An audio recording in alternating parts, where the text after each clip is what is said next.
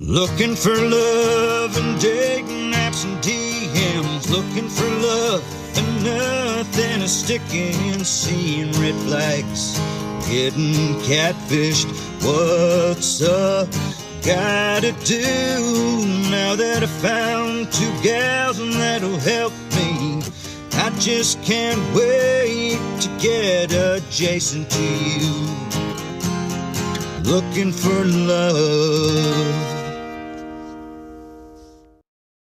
Welcome back, y'all. Welcome to Adjacent. We had a returning guest with us today that we love so much. She is like a soul sister to us, don't you think, Shelly? Sister, soul sister.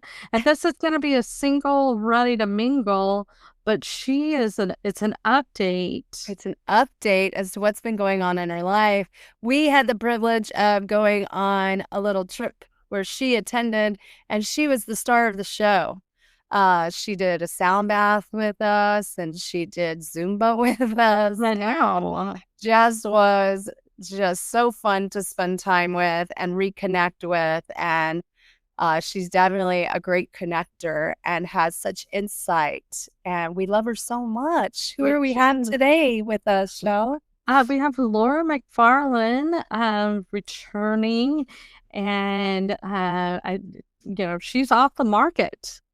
When she came on Single Ready to Mingle, she mentioned that she had just started seeing somebody, and they have continued to date, and they're doing really well. So excited about the update. And I've been watching the Dallas Cowboy cheerleading thing, and Laura was on dance team with Jody and I in high school.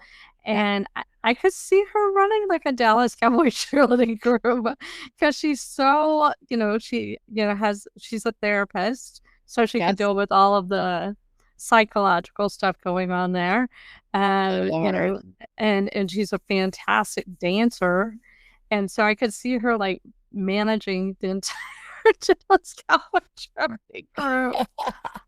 I could see her doing it. It would be so fun. Gosh, I know. I love her so much. I just really, her energy is so like, it is so like commanding. Like she is just somebody that you like latch on to. I love it. It's contagious. and her big, beautiful smile and her authenticity is just she's so real, so open, so honest. I just love every bit of the time that we get to spend with her, and I want more of it. Well, and when she was teaching us the Zumba, I've been to a couple Zumba classes, and how she instructs is so engaging. She doesn't use a lot of verbal cues. Nope. She signs like this is next, and in such a powerful way.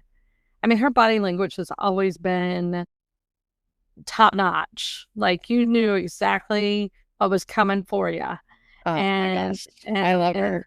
Yeah, the Zumba was. I would definitely say it was a highlight of Camp Shell Bell.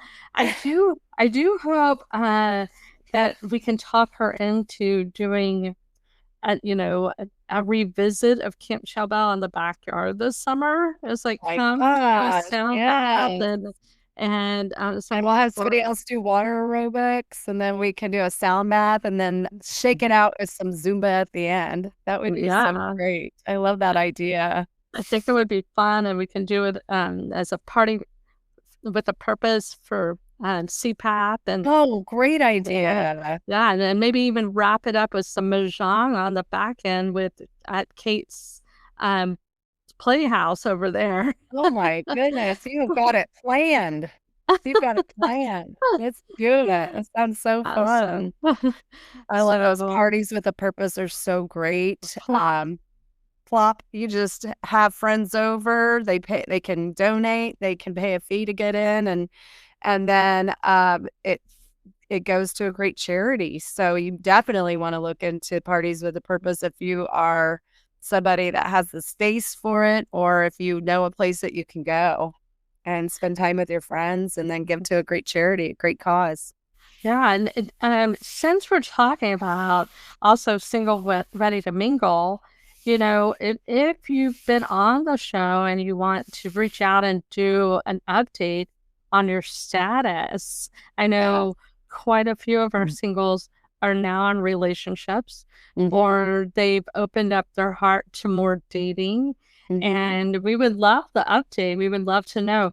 Jody and I are really manifesting an adjacent marriage. Yeah. And Shelly can be the person that oversees it, right, Shelly? Oh yeah. Well, yeah. I mean, I was asked to officiate Justin and Stacy Underwood's wedding whenever that happened. Oh, and but I know because I'm such a sap, a total sap, I would cry the whole time. Let's do it. Yeah. We got our Laura in the house. We're so happy for you to join us. We thought we would break this into a couple of things, but we're going to start with your update from Single Ready to Mingle. So what's been going on, Laura? What's been going on? Well, I didn't go the Single Ready to Mingle route very long. Anybody who knows me probably would be like, oh, wow, we're so surprised. Well, yeah, in your Single Ready to Mingle, it was like Laura loves love. She loves love. I've actually thought about you saying that so many times. I do. I love love. I do.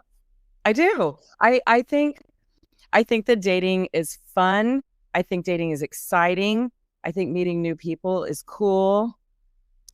But I also think that the dating world is brutal. It is brutal, and it is really hard to find, somebody who's a good match because to me, it's just more than checking the boxes. Because sometimes people will say, oh, he or she checks all the boxes, but I just don't feel it. Right. And so it's this tricky thing because there's all these, boxes people want to check. But then on top of that, you've got chemistry and attraction and all the complications related to, especially if you're dating older in life, all the complexities. Yeah. Parents and children and all of that. So right. Indeed. We recently had a very interesting Single Ready to Mingle where one of our friends came on to share her daughter, who is Single Ready to Mingle, on her behalf because she's a bad picker. Yeah. Yeah. And so, but she had set these parameters and we were like, no, there's this really great guy, but he's bald and you don't want a bald guy. And he's a little older than you wanted, but he's a really good guy. And so he was like, I don't meet the criteria. Never mind. And I'm like, and I was like, hold on a second. Well, that was her mom's criteria. I don't know if it all the way fit what her daughter. It was Megan's. It was Megan. She had asked Megan. Yeah. I mean, he's not. It's fine. He would be a really good match. Maybe the aunties should step in. Exactly.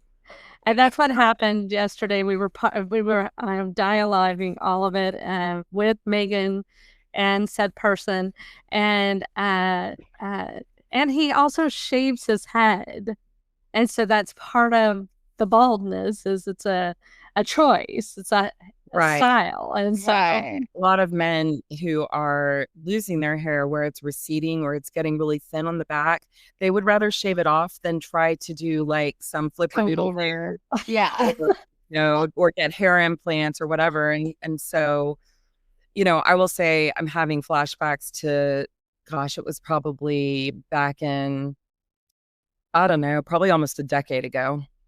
I had a profile up for dating and I wasn't getting many hits, I wasn't getting many connections. And so one of my best friend's boyfriends said, well, do you mind if I look at your profile and just see what you wrote? I was like, no, sure, because at that point I'd been through quite a bit of dating. And some very bad experiences. So he looks at my profile and he just goes, well, this is your problem. And I was like, well, what? There's nothing wrong.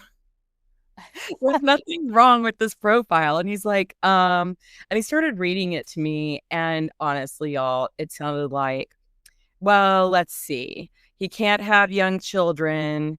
He can't have a beard. He can't ride motorcycles. He can't be obsessed with anything, including his job, his car. He can't be addicted to anything, including alcohol, drugs, sex, gambling. I mean, literally, y'all, like it was a list of no's instead of a list of yes. Yeah, it was a much longer list than what I just said to y'all. Yeah. So as he read it out loud to me, I started laughing because I was like, oh yeah, I've been hurt. You know, there were like just a lot of things that mirrored bad experiences I had had in the dating world. Right. So I really shut my mind off to a lot of things that probably needed to be less important. Right. And I think who someone is inside matters a lot more than what they look like. Yes, for sure. And what kind of human they are. If they're a good human, it doesn't matter if they have hair. It doesn't. And if, if they're an amazing lover, you might just be able to just look right past something. Right past that. Yes. Yeah. You never know what, you might find chemistry with someone that's not your norm, or, as long as they check the boxes on, are you a good human? Are you a contributing member of society? And and a few others, but yeah, there has to be that attraction, that initial attraction. If it's not there, Yeah, I do feel like that initial chemistry is one of those things that really is hard to fake. Sometimes people will say, well, what if it grows? And I do think that chemistry can grow over time. I think that you can become more attracted to somebody because of who they are. And because of who they are, you can kind of conclude, I feel attracted to this person, so I do think attraction can grow. I think, though, that chemistry in some ways is very magical and special and maybe impossible to create.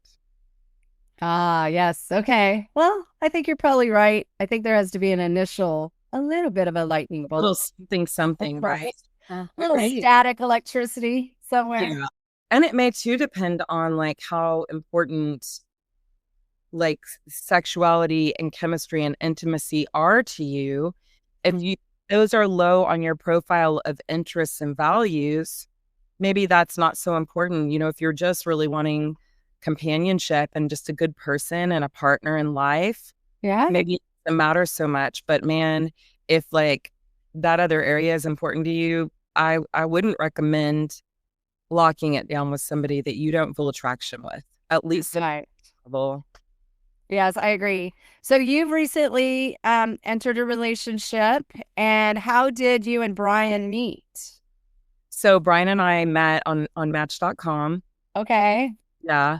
And we immediately hit it off, like just tons and tons of talking, like lots of back and forth. We probably texted a book, I'm pretty sure. If I wrote it all out, I'd probably have the book ready to publish. But just fun, playful banter and lots of common interests, just lots of the checking of the boxes, right? Mm-hmm. And then we had our first date was on December 30th. So we're coming up on a half year. I interviewed him right after meeting him. And remember I said at the end, and I was like, I may be like off the market because that's how much I liked him, because our conversations had been so amazing. And then when we met in person, the chemistry was like way off the charts. It was very beautiful. So do you think, because we've been talking to Dr. Sarah Kyle, and she says when you do the dating apps, it's really good to peel the Band-Aid off, go get your coffee, see if there's at all even like an attraction or a connection. Do you feel that a chemistry? Do you feel like you waiting and having those conversations helped you, or do you kind of wish that y'all would have like gone straight to meet I mean, how do you feel looking back on that scenario? I actually have pretty strong feelings on that. I think that doing some texting back and forth is great. Keeping in mind that the person that you're texting back and forth with, you don't know if they're full of it. You don't know if they're telling truths or lies. You don't even know if they're really who you think they you're look like a yes. They might be a robot. You don't even know. And I also could be taking your texts, putting them into Chat GPT and responding with complete AI answers where you're really not talking to a person anymore at that point, right? Right. So I think that doing a little of that chatting back and forth, it's going to give you a nice little vibe, assuming you're actually talking to the person you think you're talking to. Yes. The second thing is I personally would not meet somebody without a FaceTime call or okay. that call, like even what we're doing right now. Great idea. Great idea. I'm not going to go meet someone in person anywhere if I have not seen their face and it doesn't up to their voice. That happens too much. There's a lot of that catfishing. So you get another piece of information when you say, hey, let's have a FaceTime. If they're like, oh yeah, no, like I don't have FaceTime, and you're like, oh well, then we could do like WhatsApp. Oh, I don't have what's okay. Well, why? Why don't you have either of those? That's red flags. Red flags. Very sketchy. Yes. Yeah. So I would want that first. Definitely. That's really good advice. Really good advice. Conversation. You can even just say, hey, like I'm dying to like just see you. I know we can't get together yet, but I would love to see you. Can, hit FaceTime. Yeah. So I'm a big fan of that. And what I wouldn't do is do this back and forth with texting and no FaceTiming for days, weeks, months. Absolutely not. I think Brian and I think that we talked for 2 days, did a FaceTime call, and then met the third day. Great. That's perfect. Yes. And you are speaking my language. I've been listening to all of these crazy podcasts where the girl's like trying to meet up with the guy and he's completely like, oh, ghosting her or not showing up or, oh, there was an emergency. And there's always like something. I'm like, girl, he's not who he says he is. Yeah, there shouldn't be multiple emergencies. There shouldn't be an inability to pick up a call multiple times. It's quick. Obviously, if it's a work day or they're with their children, that's a little different. You got to give leeway for real life. But sure.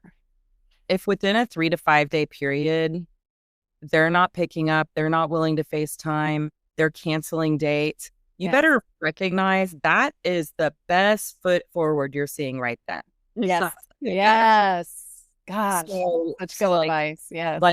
Like, is this how you want to be treated in a month, in a year from now? And if the answer is yes, then you should continue texting with someone who doesn't respond, someone who continues canceling or not even asking you out, somebody who refuses to do a video call. Sure, waste your time. Just wait for them to ask you for some money. Yeah. Yeah.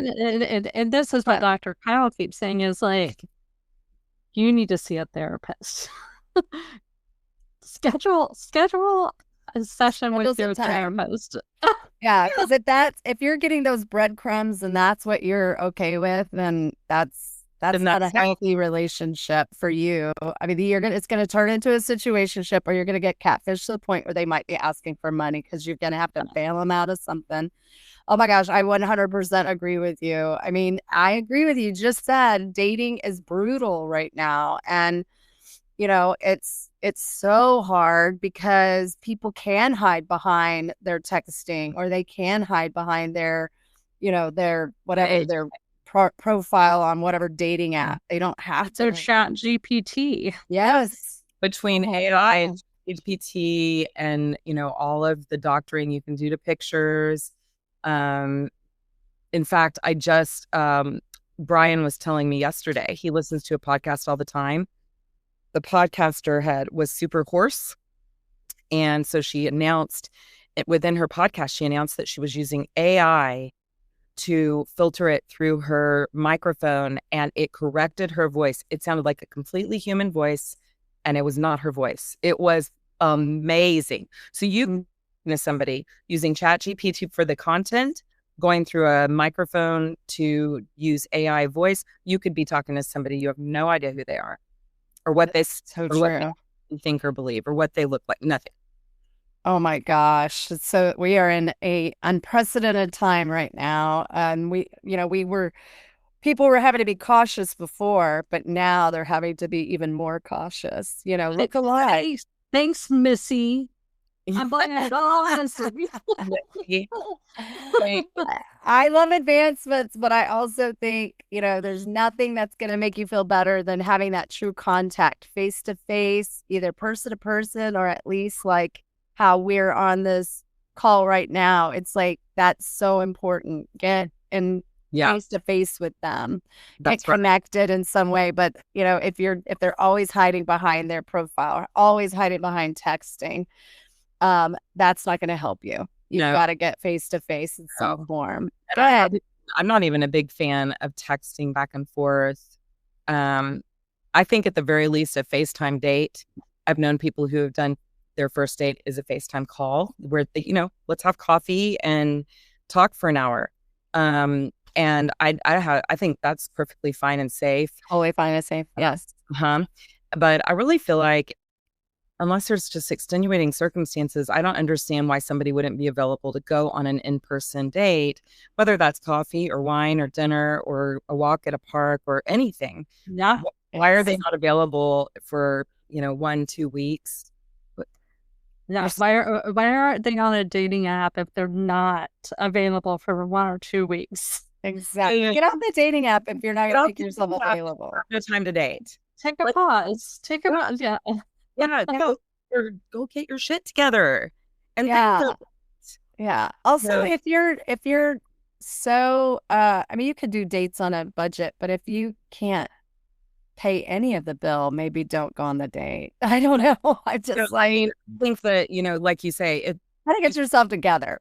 You can invite somebody on a picnic and make sandwiches and bring super great. Very controlled costs, right? But yes, if a man asks me out to dinner, that he is asking me on a date, maybe this is super trad, but I want him to pay. Yeah. And if he can't afford to pay for my dinner that he invited me to, he's asking me. Yes. I don't have any issue with sharing the bills and stuff, but and if I ask him out, I'll pay. Absolutely. It goes both ways. So, Laura, I have a question. Did Brian listen to your single Ready to Mingle? Did he get any hints? He did. I actually sent it to him a little sheepishly because there were some things, that I was like, I don't know how this might sit with him, Sure, he loved it. You were spicy. I bet he loved it. We've been in a long-term marriage and hadn't dated other people when he met me. So I thought, this is going to be a little spicy content. but he said he loved it, and that's how he's treated me from the beginning. I've told him so many things about my life. My first relationship marriage with, that was 22 years. And then I dated for about 10 years. And then was married, with Phil, my ex, for about 4 years. I told him everything. There's almost nothing I haven't told Brian. I haven't received judgment, criticism, disgust. We have a bit of a joke. He says that he brings me stability. So fair. I love it. And that I bring him spice. And that there you go. Because I'm a little. I'll get up on a table and dance. I'll say the wrong thing out loud, too loudly, a lot. I love it. We have a new podcast called Pay Me Out Loud, and there's a great conversation about people that give their whole pie to somebody. It's like, and Laura is a whole pie. Here's the whole damn pie. Yes. I'm going to bring you another one tomorrow. Yes. This is how I show up to the world. Yes. It sounds like Brian is loving the pie, and he is. And that is not a euphemism. It is, well, it can be. But he is a pie lover, and he protects the pie. Yes.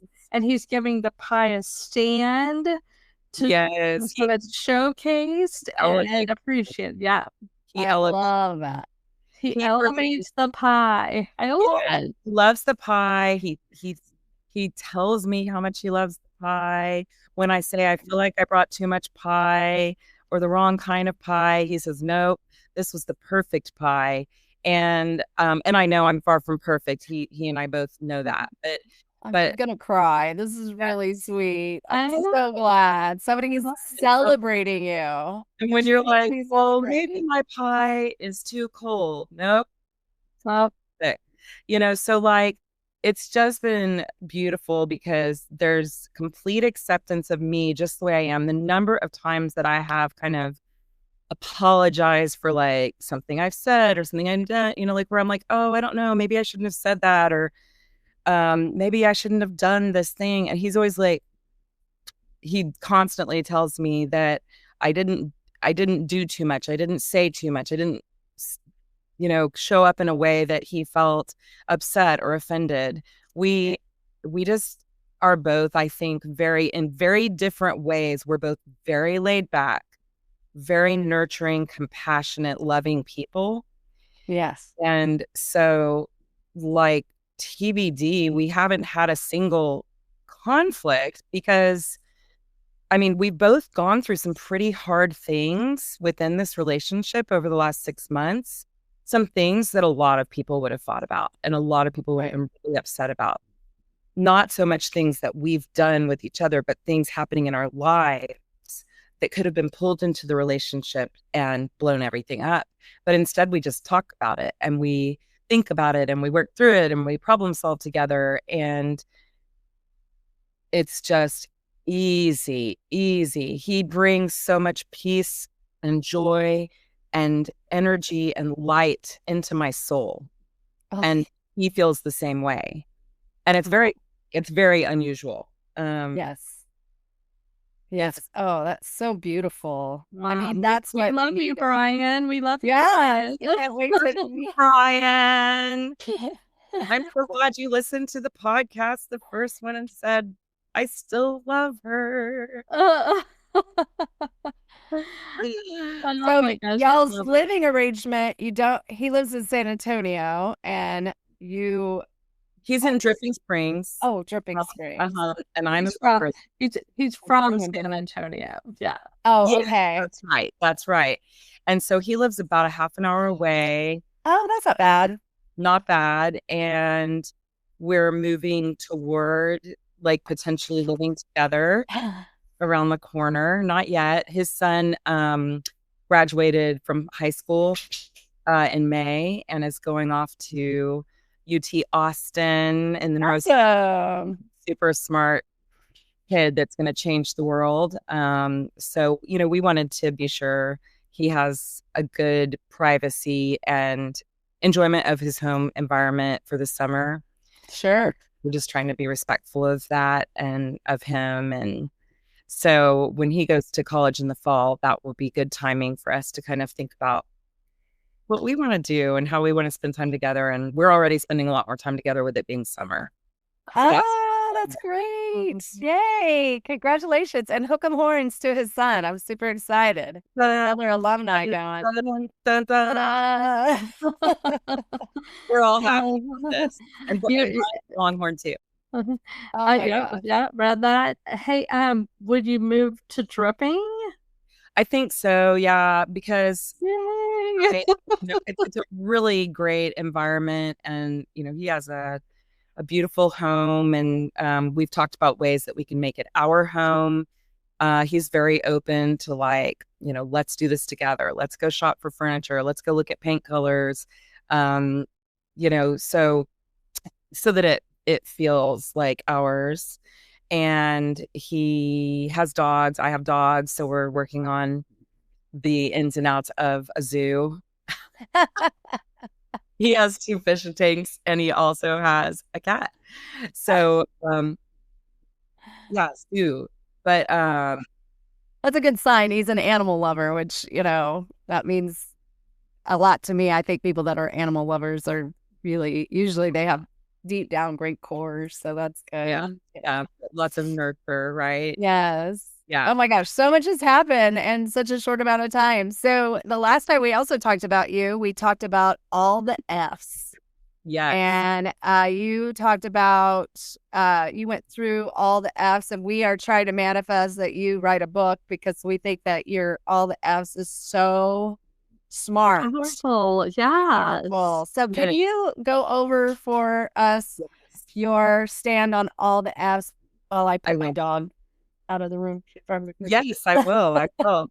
And I thought, maybe a good way to do that might be for me to go through the F's related to Brian, just to show how I would apply it with any person, right? You can I love it. Oh, a little love letter to Brian. I've been down. Right. And just for people to understand how the F's work, because I think that it's nice to have sort of a concrete example of it. And the F's will be different for every single person. So so I'm just gonna kind of just go through them. So family is one of the F's. And for people who haven't watched or listened to the podcast where we started it, the F's are simply a list of F words, yes, including the dirty one, that are fellatio, fornication, possibly faithfulness. They are interests and values that are important to talk about with your partner, with anyone that you're potentially dating where you're getting serious. I would not get into all of these things on a first date. Unless you're Brian and Laura, because we probably started talking about all of this very early. I'm a big fan of talking deep. I don't like talking about the weather. Unless it's really interesting weather, but so, interests and values that are important to talk about, especially if you're thinking about being in a committed relationship, and most certainly if you're thinking about getting married or living with someone, because you really don't want to get into a relationship where the F's are way off. And I'll start with sort of my golden rule on this, which is I just say the 80-20 rule. If 80% of the F's match for you and 20% don't match, that's okay. No one's going to have a perfect 100% match. That would be very rare. The one caveat being that if within that 20% of F's that don't match, you've got a deal killer, now then that's different. If you don't want to be with somebody who's a deal killer, if there is a deal killer within the F's, the relationship is dead in the water, you should walk away. It is a deal killer. You don't have to think about it. You don't have to ponder it. You don't have to worry about it. It's like, if my deal killer is dishonesty and this person lied to me in the first month of dating and I caught this person in a lie, or worse yet, multiple lies, that's a deal killer for me. It's done. I need not look at the F's. I need to walk away and start dating again, get on another app, go out in the wild and meet people. But I'd even say a ratio of 70-30 is pretty good. 70% or more of a match. But if that 20 to 30% has a deal killer, it's dead in the water. No deal. Definitely. I also would go on to say that most people will show their true selves or begin to show their true selves within 30 to 90 days. Most people can't wear their mask much more than a 3-month period. That said, people will sometimes say to me, well, this person wore a mask for a year, 2 years, 5 years. That's called a con artist. That's called a sociopath. That's called a psychopath. That's called a narcissist. There are people who are very adept at manipulating, and they can wear a mask much longer. I would propose to you, though, that if you're in therapy or have a really good support system, you can identify red flags, even for the people who wear their mask very well. And a lot of times it's like physiologically, you'll notice that you feel anxious or sad or attacked or defensive a lot of the time. It's a big red flag. So if somebody is bringing anxiety and sadness to your heart and your soul, you should subtract them from your life. Done. Be done. Protect that peace. Protect that peace. Protect your peace at all costs. One of the rules I made for myself was if you are adding peace and joy to my life, I will hold you. I will hold on to you in my life. If you are adding sadness and anxiety to my life, I will subtract you from it. And I didn't follow that rule very well. I got better and better and better at it. So those are some like basics before I even jump to the F's. So and before you get into the F's, Laura is a therapist. She's a trained therapist, and so this isn't just a dating 101 from a woman that likes to date with her whole heart. She's a professional. She's done her research, and she's passionate about this. And when the world needs this to be a book. Yes. And I've actually been working toward, we'll talk about that at the end, maybe. I have been, in practice since like 2015. So I've been working with, individuals, families, and couples for about 10 years now, and have a lot of experience with seeing what is a healthy and what is an unhealthy relationship. It's very obvious. So I have a master's in counseling, and I'm a licensed professional counselor. So comes with not just my personal experiences, but also the backdrop of education and experience. So diving into the F's, I'm just going to go in the order I have them in on my list. Yes. And I'm going to start them with Brian. So family is the first one.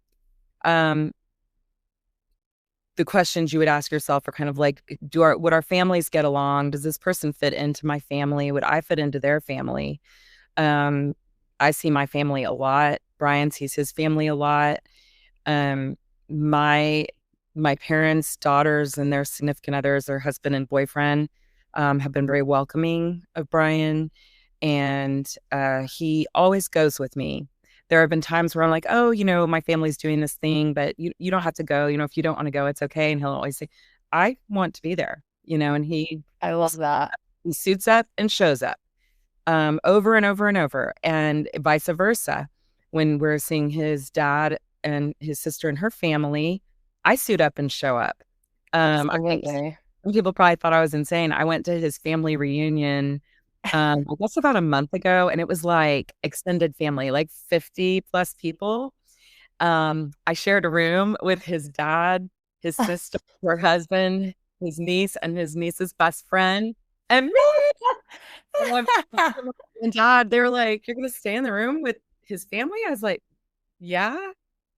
And I was like, I brought my whole pie. I'm a whole pie gal. And I shared it with like his whole extended family. I met so many people, and they were so nice. It was wonderful. Like every moment that I've spent with his family, and we just merged, and they have been welcoming of me. My family's been welcoming of him. And for us, it's been really important. We both have 2 kids. His are 18 and 21. My kids are 24 and 27. And so, of course, like it's a little different than when you have minor young children that are like in elementary school or something. My kids are really awesome about respecting, like, Mom, you're an adult. We trust that you will make adult decisions. We want to be supportive of that. They will tell me if they think that something I'm doing is stupid or crazy. They'll tell me real fast. Yeah. Well, they're protective of Mom, but they give you your space and allow you to be adult. I think it does help if you have kids and the person you're dating has kids and they're kind of on the same. Yeah. But I've also heard some people say they liked that their kids were really separated in age, because then their kids didn't get jealous of the other person's kids. So you can make it work either way. But I think, if you're like an empty nester That's kind of nice. If they're moving into empty nesting, that makes it nice. Exactly. I've been an empty nester now for the most part for like 6 years. And his son is just now about to fly the coop. And so I think that it'll be fun. You know, we both have a lot of a long way to go on really getting to know each other's children. And so we're excited about that, but we're both very committed. We spend time like individually with my kids, and I haven't met one of his children yet. So, and the other one I've just only met a handful of times. So like we have a lot of development left to do on that, but everything's moving in the right direction, and there's the desire for that. And none of the kids are like, no, you know, we won't meet him or we won't meet her. So, oh, that's good. That's good. Yeah. So sort of symbiotic. And I think I'd like to believe all our kids are really happy for us, that they want us to be happy, right? Kids want their happy. So that's the family piece. Yes, family. But I think they also don't want to be your caregiver some days. So they want to find a good partner. The love of all things, please align with a stable, loving partner. Yes, please. Don't live in my backyard, ma'am. Exactly. The American way. Yeah. I know. I know. Okay, let's see. The next one, I'll save the funnest one for last. Okay, so the next one is fun. What do you like doing for fun? And again, you know, it's great to have different interests, but like Brian and I both love traveling. We both love going places. We both love seeing new things. We both highly value experiences. Neither one of us is super fond of like shopping and having fancy clothes. We're just like we're more likely to throw on a cap and go to Colorado and hike. Wow, what an amazing, breathtaking experience. We both enjoy the dogs, you know, we love walking the dogs. And I love his fish tanks. Oh, I love fish tanks. I've had them a couple times. They were too, it's what a pain they are. But boy, he has two huge ones. He takes care of them. I get the benefit of beholding them. Yeah. He has a massive tank he built by himself. He does woodworking. Oh, like, wow. 10 feet across. It's beautiful. I could just stand there and watch him for an hour, you know. Yeah. So, what else for fun? We love eating. Well, that gets into another one. Another one is food and fitness, which that food and fitness connect with fun, right? Because we both love being active and we both love food. We're both kind of like, well, we like to go on our walks so that we can eat. And yes. Something good. Yes. And so, and we often will go to a restaurant and we'll order two things and split them so that we can taste all the things. And yes, we are both very fond of the margarita. Yes. He likes his on rocks with salt. I like mine frozen, maybe with sugar or tahini. But there is a love for both of us of being active and fit, eating great food and enjoying great beverages. And that is a big part of what we consider to be fun. We both love music. He, very early in our relationship, as a gift to me, he got me tickets to Darius Rucker, which is literally a dream. I love that. That is so great. Rucker concert in October in California. Wow. Huge gift. So we both love music, love country. We send songs to each other. Oh. Do y'all have a playlist? I guess we don't have. I need to make one because I make one. That's so cute. Songs, but we need to have a. Let's see, what do we call it? A Lorian or Briara playlist. You've named yourself.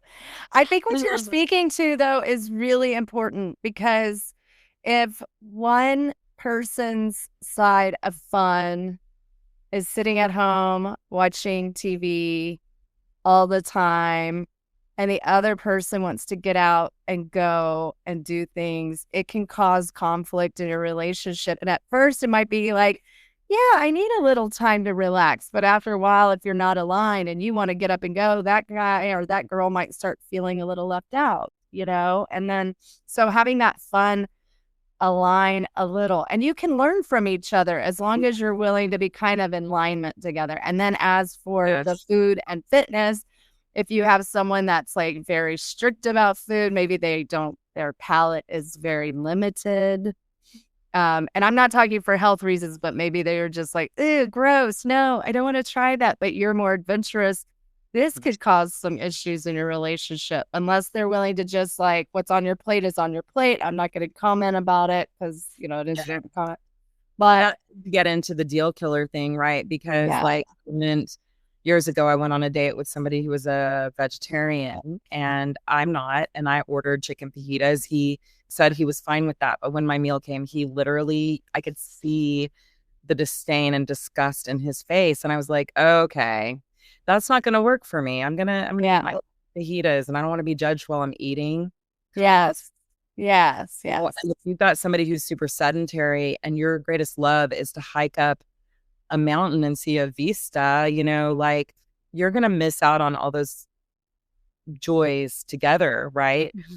And along in the fun category, for instance, I have a bench swing that overlooks a creek and there's just birds and squirrels. And like Brian I don't know that that's something he would have really done before, but he and I sit there sometimes for hours. We'll just have a drink and the other day we saw green herons.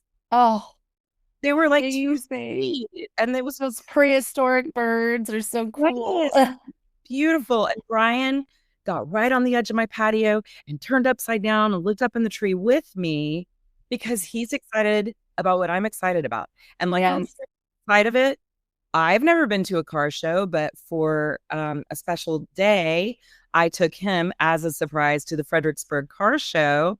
And I looked at all these cars and I learned all this about cars. He has a couple of classic cars, Mustang and a Challenger. And so he's taught me a lot about cars and what's underneath the hood and, you know, just history. And, you know, I could see the excitement in him and it was fun for me. And we also had margaritas. I do think noting that especially during empty nesting, the F's have to align. Yes. You're my partner. You're alone with them now. There's no buffer. There's no school. There's no gymnastics or activities. The common things that hold you together when you have young children tend to be the young children and their activities and or your work, you know, and you revolve your life around that. Well, when you're empty nesting and your life's getting maybe a little bit more, you're having a lot more freedom, the more important these F's better align because so let's see, let me jump to some more. Along with the fun, food, fitness, I would go ahead and throw in friends. Let's talk about friendships. You know, you hate their friends, they your friends, you got a problem. And you know, you probably need to question if you hate all of their friends or vice versa, there's probably more value differences between you than you realize because, you know, I hate to say the old birds of a feather flock together, but, you know, if these are your people, these are my people, this is where I come from. Well, then, and they hate them, you better think about that. You better figure out why, because, you know, what are you going to do? Not allow them to see their friends, stop seeing your friends. That's not cool. Or if your friends hate your partner, that might be like, they might be like, oh, I don't know. Yes. Yes. Both ways. Absolutely. Like if your friends and family are telling you, ooh, we do not like this person, good, like they are crazy as F. Or they're rude, or when you're not around, they sit there scowling at us. They don't even talk to us. You better pay attention because your family and friends, woo, And it goes back to, you know, something you said earlier too about like if somebody wants to stay at home all day versus somebody who wants to go out and party all day, you got a problem there. I've seen that in counseling and therapy with couples. Boy, having an extreme introvert with an extreme extrovert, it is brutal. Because he feels constantly abandoned at home, or the other feels constantly lonely out and about. And guess what? When someone's out and about and they're lonely, what do you think happens? Yeah, that could be fellatio. Sometimes a different word. It's a good one. So, yeah. you know, I'm not saying that people who go out without their spouses always cheat. I'm saying that it leaves room for loneliness and for needs not being met for both of them. And and resentment. I resent you for going out. Well, I resent you for sitting home and not coming. Yeah. How do you solve that when that is a core value to people? For sure. Yeah. For sure. So friends, friends, fun, food, fitness, I think all definitely connect. Maybe connected to that as well. Let's go to faith.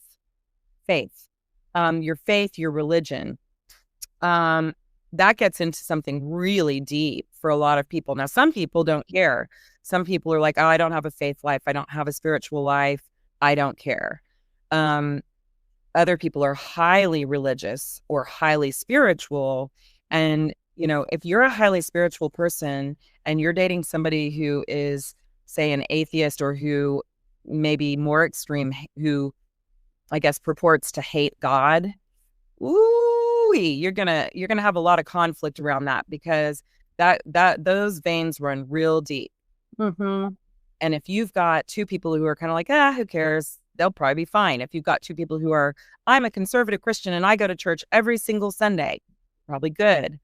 But the farther apart two people are from shared belief system, spirit system, faith system, the harder it can be on the relationship. Because especially like, you know, for Brian and me, we don't have children that are young in the household that we need to figure out what to do with. But I've seen the whole, are we going to make the kids go to church thing? Mm-hmm. Woo! That's good when you've got a mom taking a couple of kids to church, schlepping up there by herself every week. The dad's sitting at home. You know, he's going to go play golf with the guys, and it leaves a loneliness. It can leave an emptiness. Now, some people do that and don't feel resentful. Then those people, it's not a deal killer, right? But for many people, it is a deal killer and very painful. Well, and also you can get in a relationship where somebody has a very strong belief, and then you might match their energy and become something that you really aren't. And then it changes who you are to your core. And then you're like, who am I anymore? Then you've kind of lost yourself in the relationship. You lose yourself. Yeah. So at the same time, you know, sometimes a couple gets together and maybe one doesn't have much of a faith life and the other does. And the one comes along and it's like, wow, this is so meaningful to me. I love this. Right. Get really engaged in it. And then that's beautiful, right? That's very, very symbiotic. Yes. Win-win. So I think that one can be tricky. And I don't think it's just about us. I think the spirituality is also, if somebody's doing the work and you know, protecting their peace, and their partner is not mindful and engaged in that practice, that can be so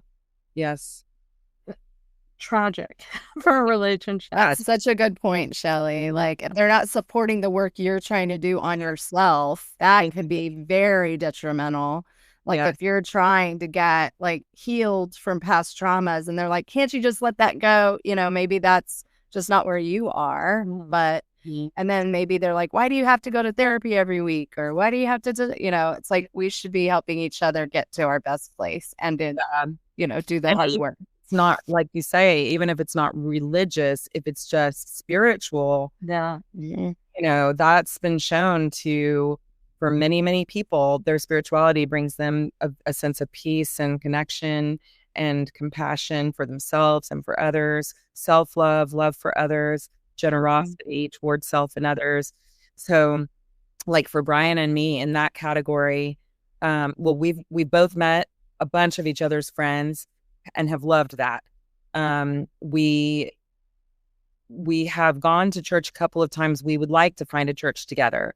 That's something that's on the to-do list, but it's important to both of us. I teach meditation groups and like the crystal bowls and the gong and all of that fun stuff. And Brian will sometimes, come up and let me sing. And it's like very intimate. It's very quiet and beautiful and peaceful. And he never makes fun of it. He never says that's weird, like that. In fact, he's like, you love leading your meditation groups. You need to find a way to do more of that. Oh my gosh, I'm in love with him. Yeah. I love Brian. I love Brian. We're going to wear shirts. Brian's fan club. He lets me wear my little kimonos with like scarfy stuff, and he doesn't weird. He's like, you look beautiful. And I'm like, oh, thanks. So that's fun. We've heard this quite a few times from like the older folks that are single ready to mingle, is they're looking for somebody that has done the spiritual work and is mentally stable. Yes. And I think that's so, I love hearing that. And it was from men. I was like, oh my gosh, they don't want to have a relationship with somebody that is not at peace.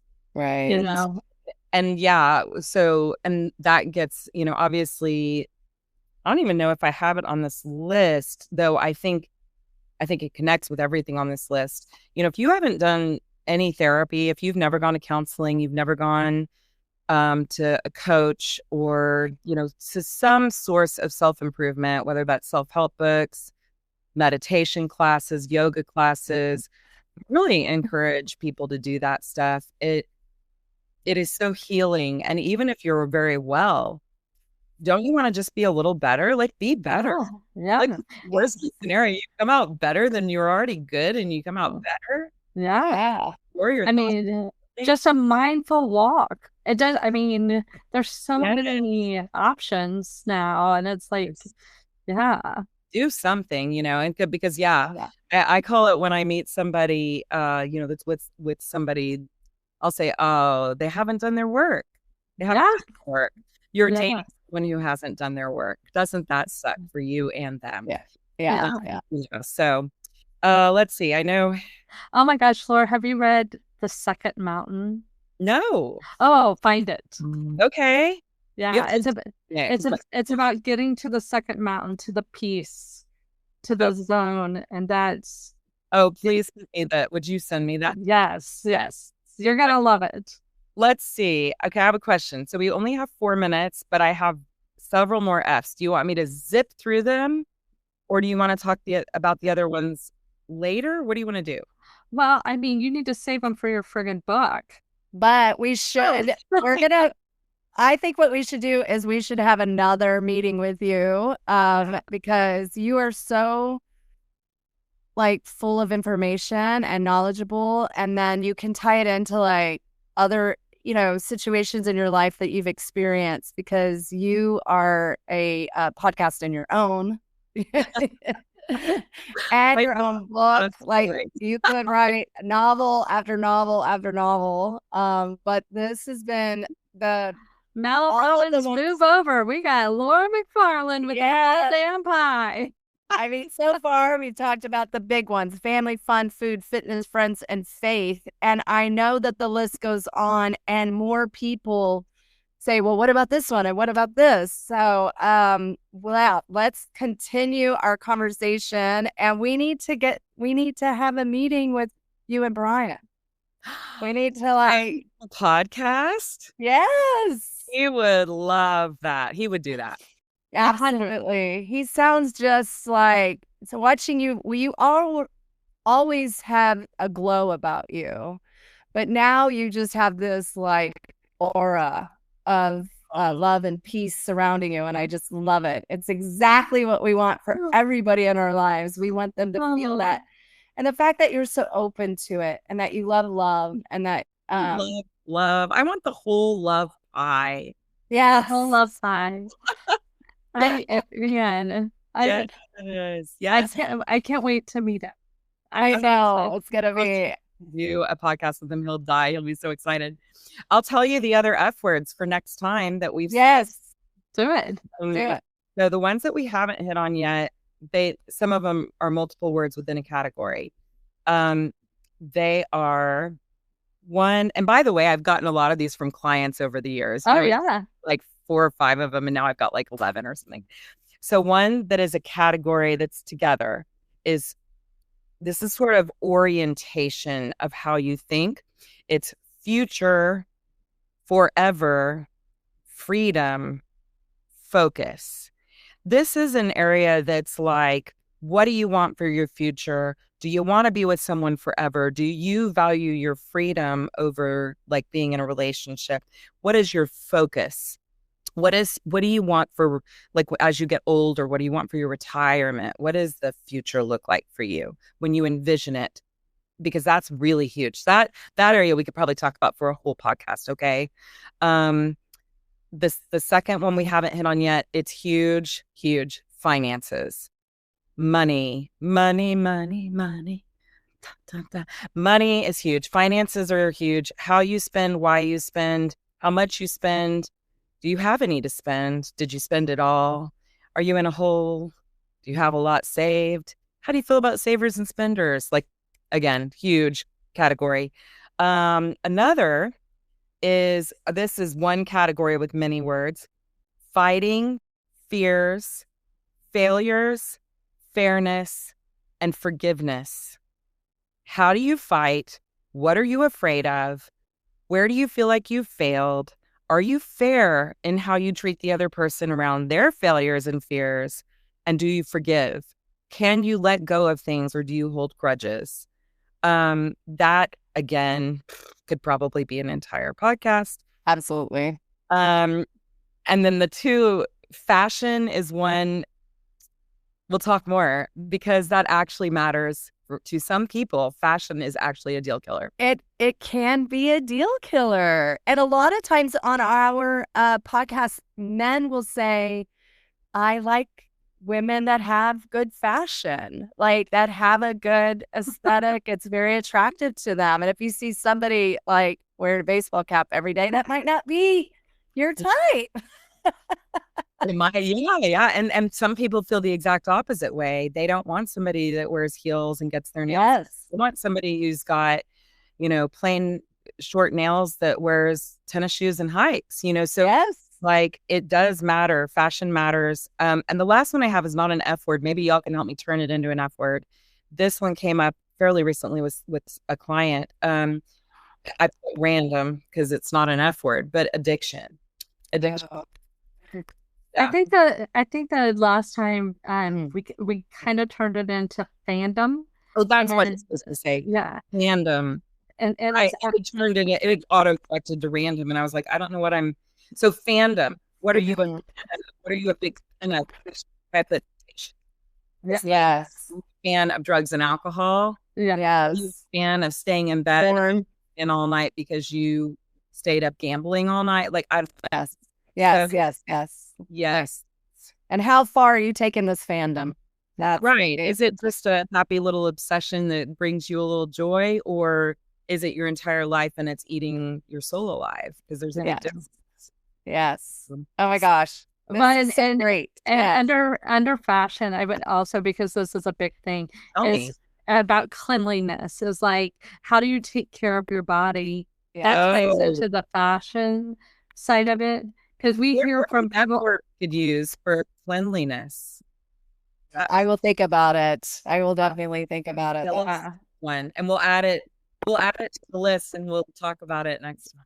Yes. Awesome. Laura, we love you so much. Laura, you are our just guru. I feel like we're kind of like single white femaling you. We're just a little bit too much of a fangirl. Like, oh, do y'all have fame for me? Yes. Yes. Okay. We're fangirls for you. Well, actually, oh my gosh, I love her whole spirit. I know. And Jody and I, we've talked about this to a couple of people, is when we love somebody and somebody's loving them so good, yes, we fall in love with them too. I'm already in love with Brian. We love Brian. He's so lovable. He's just such a good. Yeah. I love that. I guess maybe that's what I would say is maybe to end on is that I hear people every day say there's no good men out there. They're all terrible. They all cheat. They all lie. They don't do what they say they're going to do. All that stuff. I understand I'm 6 months in and some people will be like, yeah, because he hasn't done it yet. I'm going to tell you right now that is a good man right there. He is a good man. And people who say there's no good men, that's just not true. That's not true. Yourself. And I'm married to a good man. Jody's I'm married to a great man too. Yeah. So, they're out there. When you talk about the broken picker, yeah. I think what happens is a lot of us have been damaged and we don't love ourselves enough to walk away from toxic stuff. And what happens is we stay and we preach. You tolerate the bullshit, the more that it gets entrenched into your relationship. So then later you say, well, I have a bad picker. No, you don't. You just tolerated a bunch of bullshit instead of walking away early when you saw it. You saw it, you knew it was making you anxious and sad and angry, and you felt disrespected, and you stayed and you stayed and you stayed. But and here's another F 100% is a fixer. It's like, don't be a fixer. Don't get in a relationship and be a fixer. No, that is not your job in a relationship. I'm adding it. Fixer. Yes. Yeah. Because if you're trying to fix somebody else, you're in deep trouble. It is not my job to fix someone else. It focus on fixing you, darling. Yeah. Yes. And I can be supportive or encouraging or inspirational in someone's life who's trying to change. Right. I motivate them. Yeah. But it isn't my job to fix them or solve their problems. Oh gosh, no. Yeah, everybody has their own stuff going on. That's the last thing you need to do for sure. Mm-hmm. Yeah. Oh my gosh, this is like one of my favorite. I love you so much, Laura. And I just loved you at Camp Shellbell with the sound and the Zumba classes and sitting in the Frio and listening to your stories. I could just sit there all day. It was so fun. And, I walked in, I guess I didn't know what I was walking into. And when I realized I didn't know really anyone, I think I knew the two of you and maybe one person just a little bit. Yes. And I was like, oh no, like I don't know anyone. And I got a little bit nervous. And then I was like, oh, they're all going to find out I'm a counselor and trauma dump. And this may be not good. And then, you know what? It was fascinating. I just got to know each person little by little by little. No one trauma dumped on me. No. Everyone uniquely beautiful and special. Yes. And it was just such a wonderful, fun space for recovery, recuperation, and relaxation. I was so grateful to be included and get to be part of it and connecting. The pools and the Zumba. It was so fun. Oh my gosh, you were like the star of the show for sure. Oh gosh, great. The camp counselors, those camp counselors are so fun. I feel like that whole group of ladies.